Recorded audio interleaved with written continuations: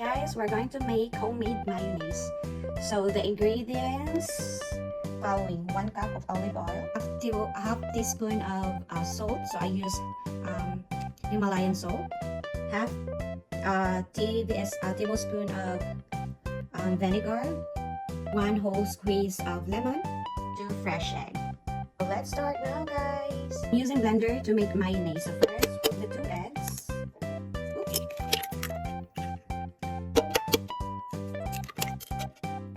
Next, vinegar.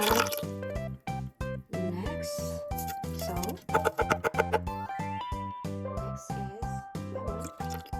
And then, little by little, we whip the fresh egg. Oh. Put the olive oil now little by little. Whip it until it's sticky.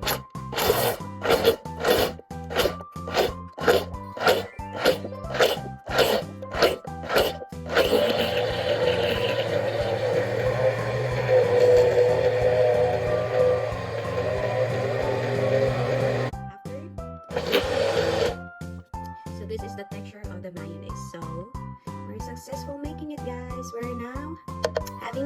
We have already homemade mayonnaise. Here we go.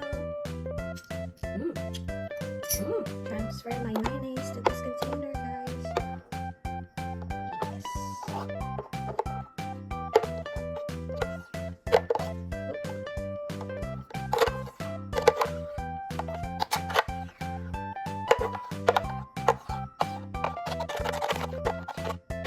Homemade mayonnaise, guys. Thank you for watching. Bye. We're now putting the mayonnaise on my bread.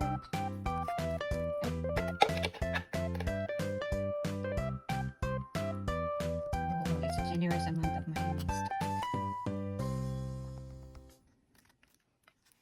Ta-da! Sandwich with mayonnaise and ham. Let's try to eat. Good.